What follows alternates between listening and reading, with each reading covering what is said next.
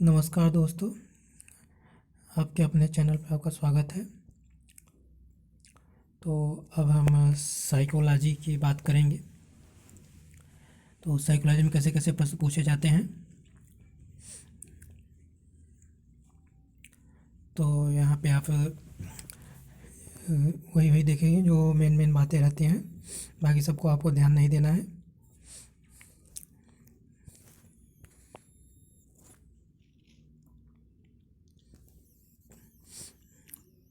तो यहाँ पे सर्वप्रथम हम बात करेंगे शिक्षा। शिक्षा तो परिभाषा तो क्रो एंड क्रो की परिभाषा है, तो क्रो परिभाषा नहीं पूछे थे।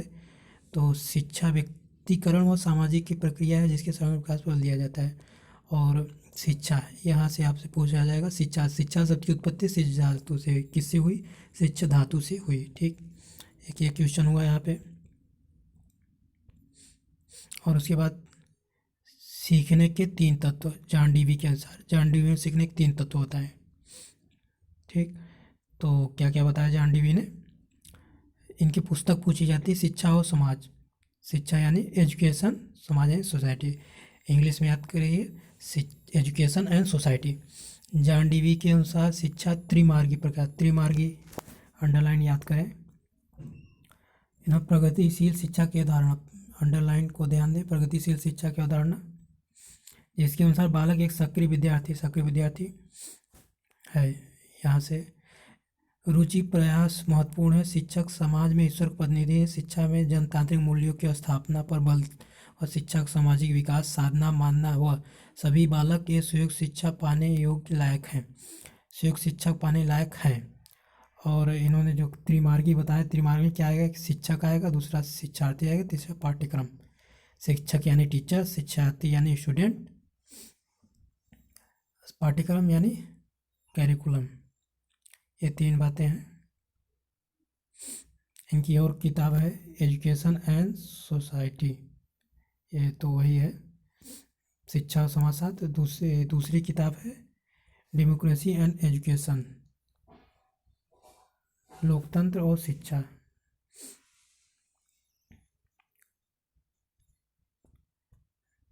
आगे आते हैं, तो यहाँ पे त्रिभुज के द्वारा बताया गया है, त्रिध्रुवीय प्रक्रिया यहाँ पे देखिए। उसके बाद जॉन एडम्स ने सीखने के दो तत्व बताए, इन्होंने दो तत्व बताए, शिक्षक और छात्र। डीवी ने तीसरा पाठ्यक्रम लाया, इन्होंने पाठ्यक्रम को हटा दिया। जॉन डीवी ने दो ही बताया, शिक्षक और छात्र। ठीक, जॉन डीवी प्रथम शिक्षाविद थे। प्रथम शिक्षाविद कौन था? John Dewey. शिक्षक संज्ञान क्या क्या होता है? लिखना यानी राइटिंग, पढ़ना यानी रीडिंग, गणना करना अरिथमेटिक, अथवा विद्यालय तक सीमित रहने वाली शिक्षा।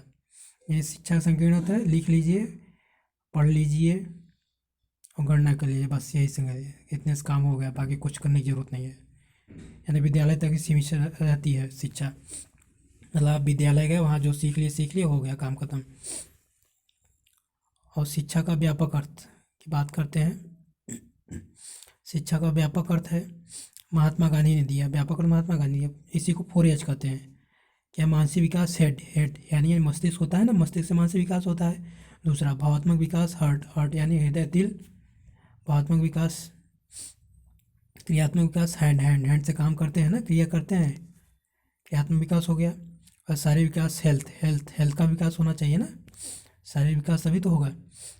और शिक्षा जो जीवन पर्यंत चलती है, और शिक्षा जीवन पर्यंत चलती है।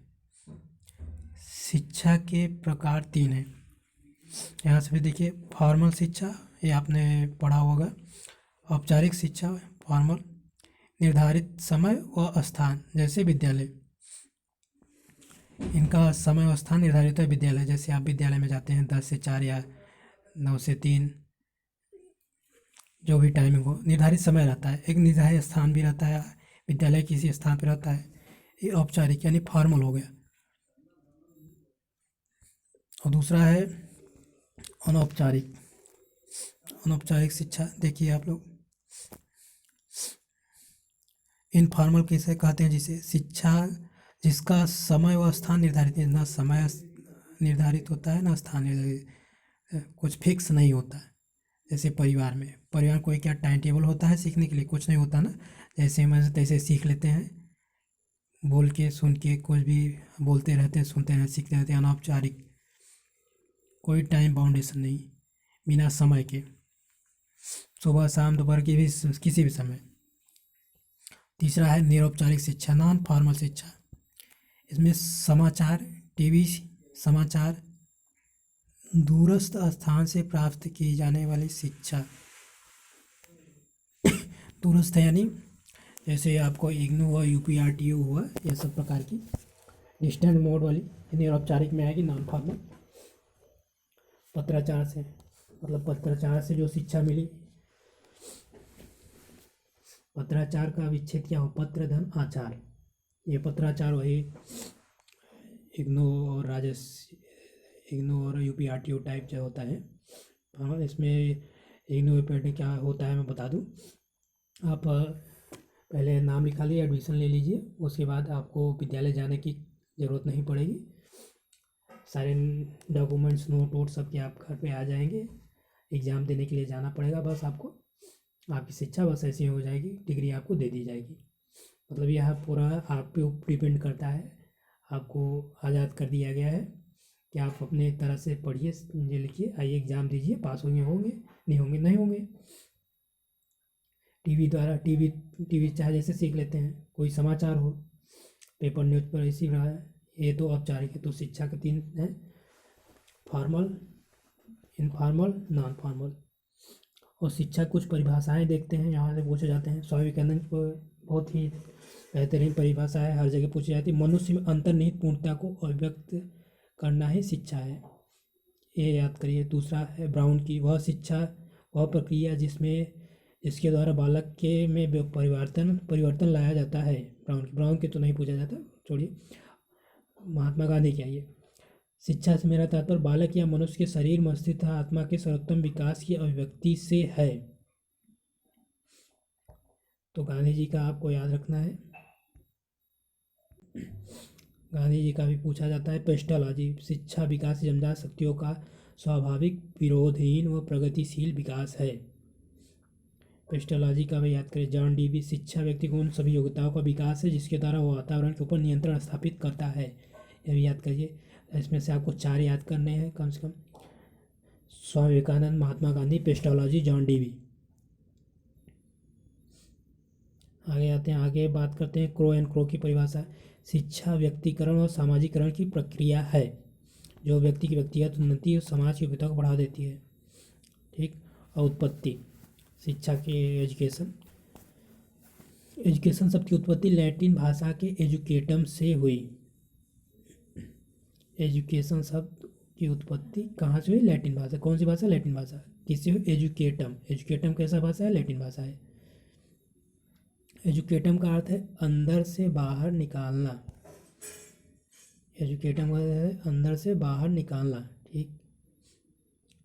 एक और है एडुकेयर, आगे बढ़ाना।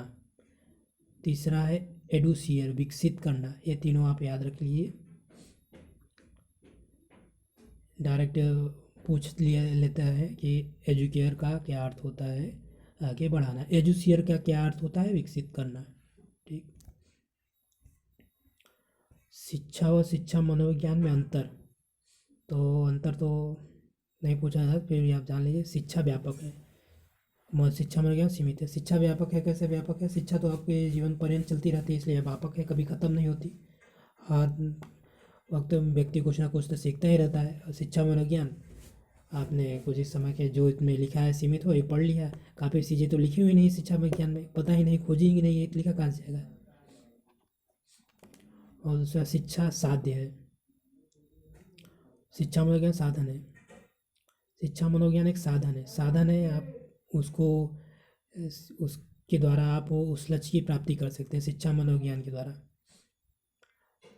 शिक्षा मनोविज्ञान के आप शिक्षा की प्राप्ति कर सकते हैं, इसलिए शिक्षा साध्य है।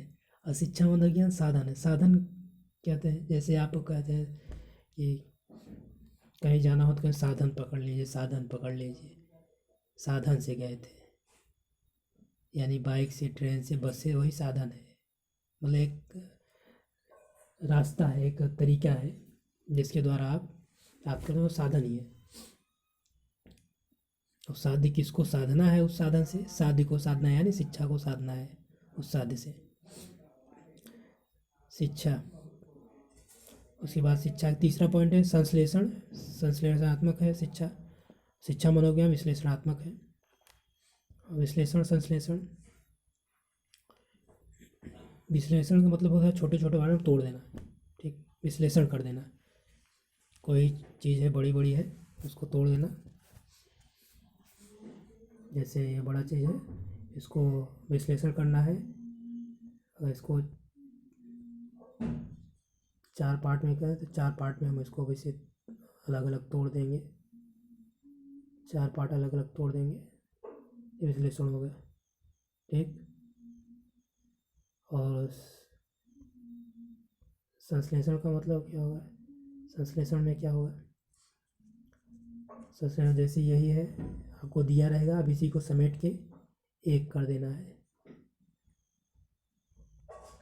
इसी को समेट के एक कर देना है, इसी को समेट के एक कर देना है संश्लेषण में, विश्लेषण संश्लेषण। और ये यूपी टेट में भी आया है विश्लेषण का विलोम संश्लेषण।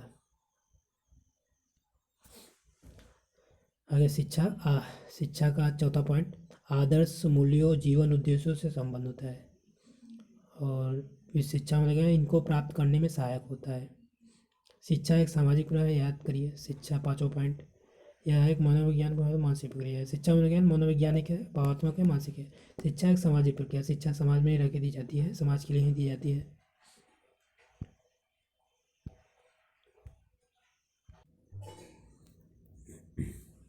अब आगे बात करते हैं मनोविज्ञान यानी साइकोलॉजी। इसकी उत्पत्ति साइकी धन लागस यानी आत्मा का विज्ञान, आत्मा का विज्ञान से हुई। साइकी धन लागस, साइकी माने आत्मा, लागस माने विज्ञान।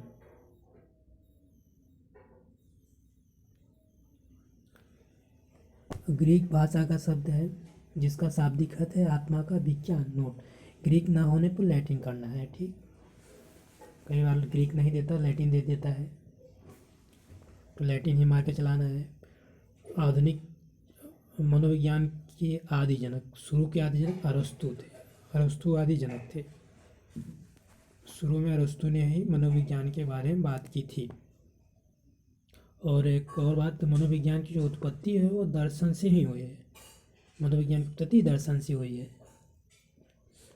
आधुनिक मनोविज्ञान के जनक विश्व स्तर पर विलियम वुंड को माना जाता है, विश्व स्तर पर विलियम वुंड, अमेरिका में विलियम जेम्स माना जाता है। तो इसमें कन्फ्यूजन होता है, इसको आप लोग याद रखिएगा, ऐसे कोई तरीका नहीं जिससे कन्फ्यूजन दूर हो। विश्व स्तर पे विलियम वुंड और अमेरिका में विलियम जेम्स। विश्व वुंड, विश्व वुंड, विश्व विलियम वुंड, वी विलियम वुंड। क्या बोला मैंने, वी और वो विलियम वुंड। अमेरिका में विलियम जेम्स, क्योंकि 1912 में मनोविज्ञान से दर्शन शास्त्र से अलग किया, अभी मैं बताया 1912 में मनोविज्ञान को दर्शन शास्त्र से अलग किया गया, वरना पहले जो मनोविज्ञान पढ़ते थे वो दर्शन में ही पढ़ते थे। फिर धीरे धीरे इसके मनोविज्ञान की और थोड़ी डीप नॉलेज मिलती गई तो इसको अलग कर दिया गया। मनोविज्ञान शब्द का सर्वप्रथम प्रयोग रुडोल्फ गोएकले ने किया 1590 में, तो रुडोल्फ गोएकले ने, तो ये तो गोएकले ने तो आज तो नहीं पूछा गया आपके लिए। तो प्रयोगात्मक मनोविज्ञान के जनक, यहाँ देखिए, तो पुस्तक ये रुडोल्फ गोएकले की देख ले, साइकोलॉजिया, यहाँ से पूछा नहीं गया है दोनों पॉइंट से। आगे बात करते हैं विलियम वुंड, जिन्होंने जर्मनी के लिप्जिंग शहर में पहली मनोविज्ञान प्रयोगशाला की स्थापना की। प्रयोगात्मक मनोविज्ञान के जनक कौन है, विलियम वुंड। तो पहली प्रयोगशाला कहाँ गई, जर्मनी में, कहाँ पे, लिप्जिंग में। लिप्जिंग कहाँ है, जर्मनी है, जर्मनी में कहाँ पे हुई, लिप्जिंग में हुई। पहली मनोविज्ञान कौन से है, जर्मनी। किसने स्थापित की, विलियम वुंड ने स्थापित की। सामाजिक मनोविज्ञान के जनक कुर्ट लेविन। नेक्स्ट पॉइंट, विकासात्मक मनोविज्ञान के जनक जीन पियाजे। जीन पियाजे विकासात्मक मनोविज्ञान, जीन पियाजे का है संज्ञानात्मक मनोविज्ञान है, विकासात्मक मनोविज्ञान उसी को कहते हैं। और 1879, 1879 विलियम वुंड, लिप्जिंग जर्मनी, प्रथम मनोविज्ञान प्रयोगशाला किस सन में की? 1879 में की। किस सन में की? 1879 में की। किस सन में की? 1879 में की लिप्जिंग में। और 1890 यानी 11 साल बाद विलियम जेम्स ने प्रिंसिपल ऑफ साइकोलॉजी पुस्तक प्रकाशित की। ठीक, ये हुआ। उसके बाद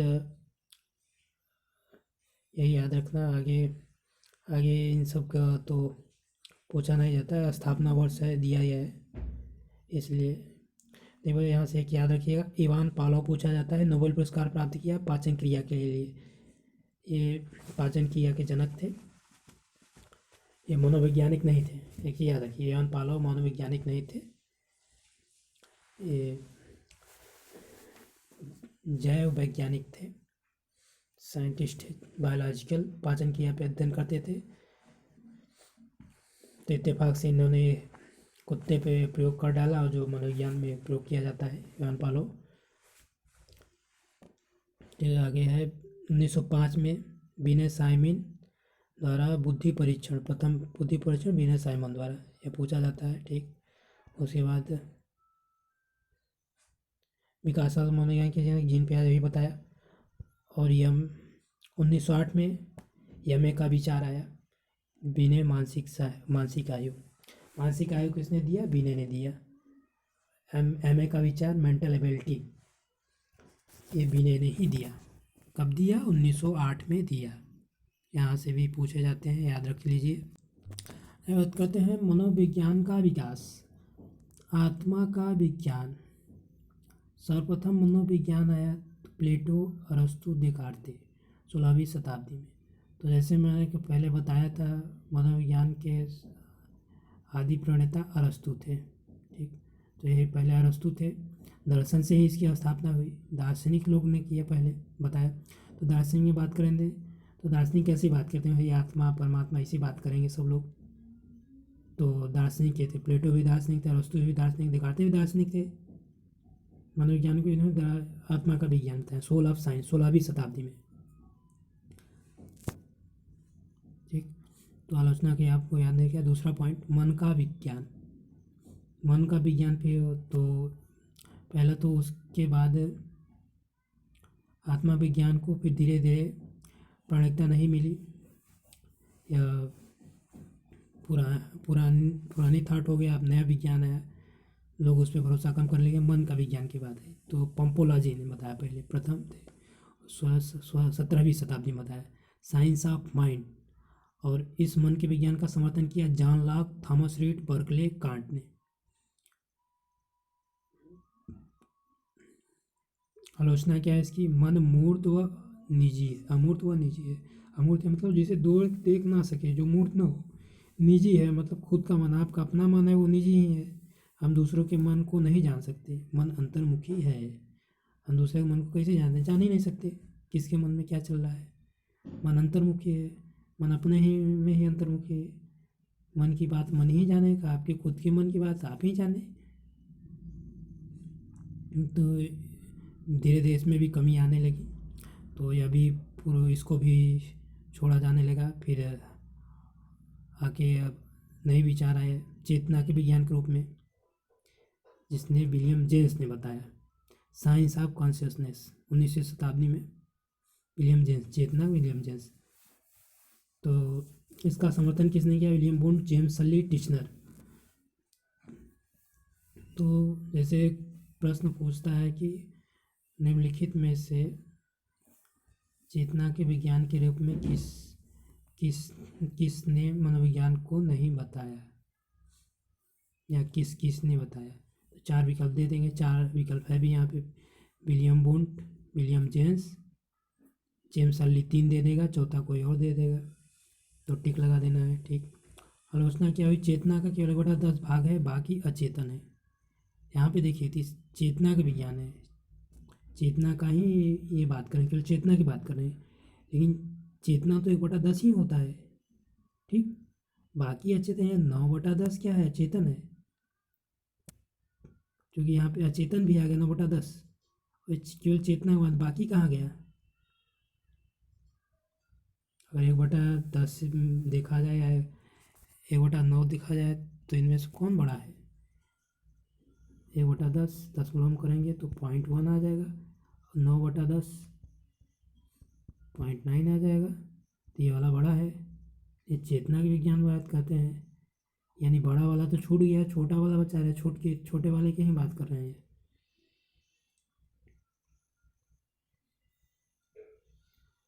तो उसके बाद विलियम मैकडूगल की एक पुस्तक है outline of psychology, William McDougall की पुस्तक है आउटलाइन ऑफ साइकोलॉजी। चेतना शब्द की आलोचना की इन्होंने, चेतना शब्द की जम के आलोचना की, बिल्कुल नहीं छोड़ा उसको। चेतना को व्यवहार का विज्ञान, चौथा है व्यवहार के विज्ञान, जो आधुनिक में चल रहा है बिहेवियर, 20वीं शताब्दी में आया, साइंस ऑफ बिहेवियर, प्रतिभावक वाटसन। व्यवहारवादी कौन है, वाटसन, वाटसन व्यवहारवादी है।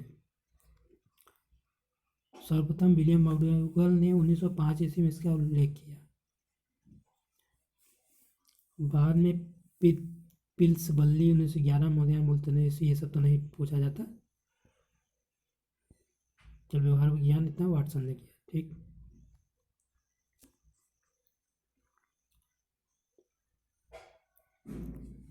मैकडूगल ने तो ऐसे 14 मूल प्रवृत्तियां दी थी, ये पूछा गया है।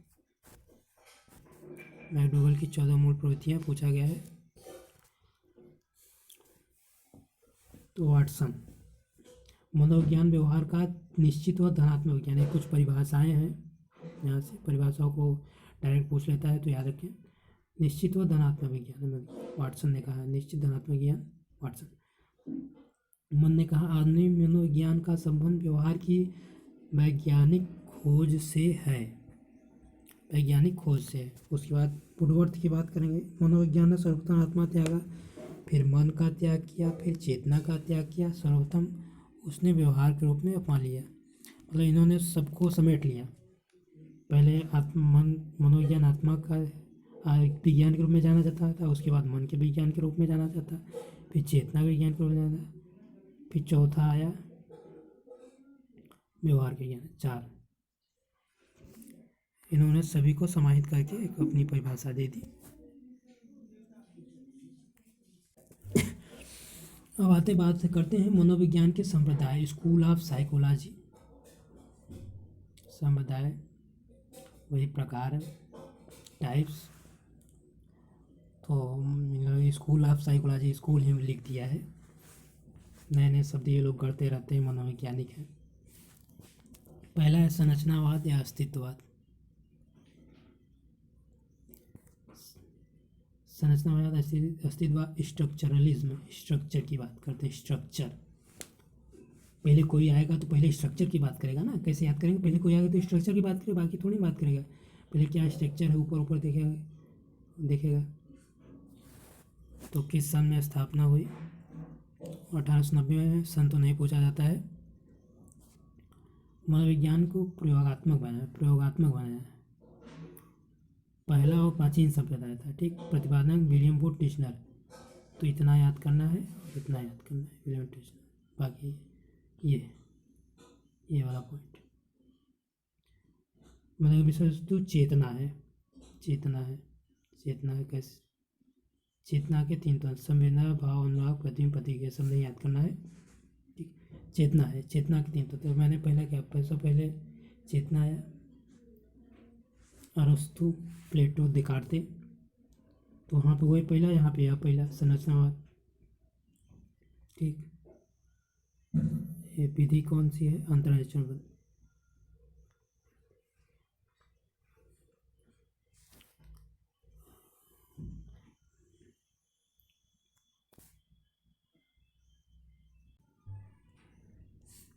और अब आगे बात करते हैं प्रकार्यवाद, फंक्शनलिज्म, फंक्शनलिस्ट।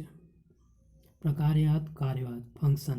प्रतिपादक विलियम जेम्स, अनौपचारिक संस्थापक हार्वर्ड विश्वविद्यालय के थे।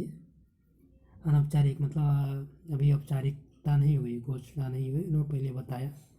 ठीक। विकासवाद में John Dewey, angel Thorndike, H कारे, ये औपचारिक संस्था, इन सभी ने बाद में रिसर्च करके, खोज करके उसे औपचारिक कर दिया। इनके अनुसार मनोविज्ञान की विषय वस्तु चेतना के कार्यों, मन व व्यवहार के कार्यों का अध्ययन करती है। विधि अंतर्निरीक्षण विधि पे बल देते हैं ये लोग। प्रकार्यवाद की उत्पत्ति संरचना के वर्णनात्मक और विश्लेषणात्मक के विरोध में हुई। ये आया क्यों? संरचनावाद के विरोध में आया ये। यह संप्रदाय दो प्रकार की तलाश करती है: व्यक्ति क्या करते हैं, व्यक्ति क्यों कोई व्यवहार करता है। 3 नहीं आता, डायरेक्ट आपको याद रखना है। प्रकार्यवाद, परिशीलित, प्रतिपादक और विकास।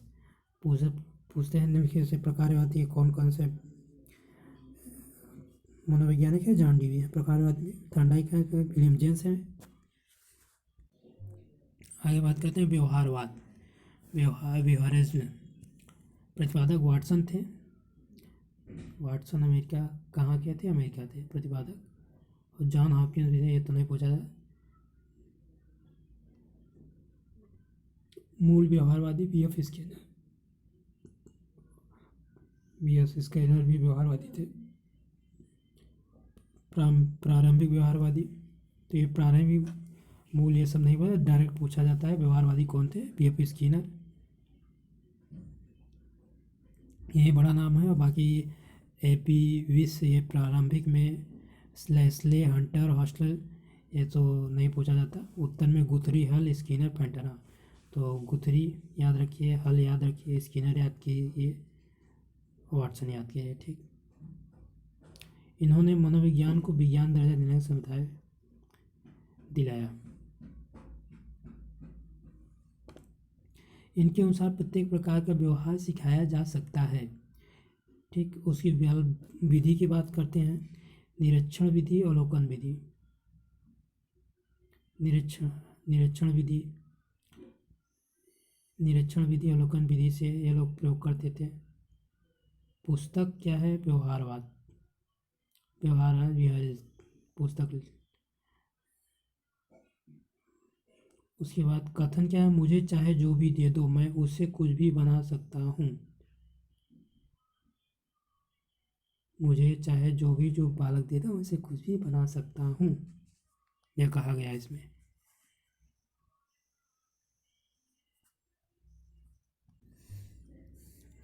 तो आगे बात करते हैं गेस्टाल्टवाद। उसकी स्थापना 1912 में आई। जर्मन भाषा का शब्द है जिसका अर्थ है पूर्णाकार, संपूर्णाकार, समाकृति, फॉर्म या शेप या ऑर्गेनाइजेशन। तीनों याद रखें आप लोग, इंग्लिश वाला, हिंदी वाला भी। मूल प्रतिपादक मैक्स वर्दीमन, सहयोगी प्रतिपादक कोलर, कोफ्का, कुर्ट लेविन। यहाँ 4 लोग हैं। गेस्टाल्टवाद में 4 लोग हैं, तो चारों नाम याद होने चाहिए, जरूर याद है। याद कैसे करें? Koffka, Kurt Lewin, Wertheimer. जल्दी जल्दी याद कर लीजिए आप लोग। Koffka, Kurt Lewin, Wertheimer.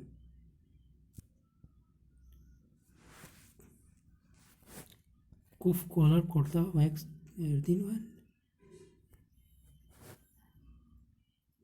Koff, Kohler, Kurt Wertheimer. Koff, Kohler, Kurt Wertheimer. जल्दी जल्दी याद कर लीजिए तो याद हो जाएगा। ये चारों नाम आपके चेहरे पे याद रहेंगे, जैसे मुझे याद है। कहीं भी जब ये पूछा जाए तो 4 नाम ऑटोमेटिक आपके दिमाग में चारों नाम एक साथ ही याद आ जाएंगे। तो गेस्टाल्टर कहाँ का है? जर्मन का है। जर्मन शब्द कहाँ है? गेस्टाल्टर। तो इसका पूर्णाकार, होल, संपूर्ण, समाकृति, यानी होल की बात कर रहा है, यानी पूरा परिप्रेक्ष्य देख के काम करेंगे। जैसे चिंपैंजी था, वो पूरा परिप्रेक्ष्य देखा, पूरा समझा, उसके बाद तब उसने दिमाग लगाया कि हम क्या करते हैं, केला को कैसे निकालना है, तोड़ना है, लाना है। पूर्ण से अंश की ओर बात करते हैं। पहले पूरा सोचेंगे, फिर थोड़ा थोड़ा की ओर जाएंगे, पूरी बात को पहले समझेंगे। या प्रत्यक्षीकरण अनुभव के संगठन बोलते हैं। प्रत्यक्षीकरण डायरेक्ट देखना है, डायरेक्ट प्रत्यक्ष अनुभव के संगठन, आपका जो अनुभव है उनको सबको मिलाना है, उसके बाद कार्य करना है। मानसिक प्रक्रिया के संगठन पर बल, मानसिक प्रक्रिया का संगठन, संगठन आ गया, वही होल, संगठन करेंगे होल आएगा। तो जितनी भी आप मानसिक प्रक्रिया सबको सोचना है, उसके बाद कार्य करना है। तो उम्मीद है दोस्तों आज का ये वीडियो आप लोगों को अच्छा लगा होगा। तो यदि आपने चैनल को लाइक नहीं किया लाइक करें, सब्सक्राइब नहीं किया सब्सक्राइब किया, और शेयर नहीं किया तो शेयर करें। तो इसी के साथ अब आज की क्लास समाप्त होती है। जय हिंद, जय भारत।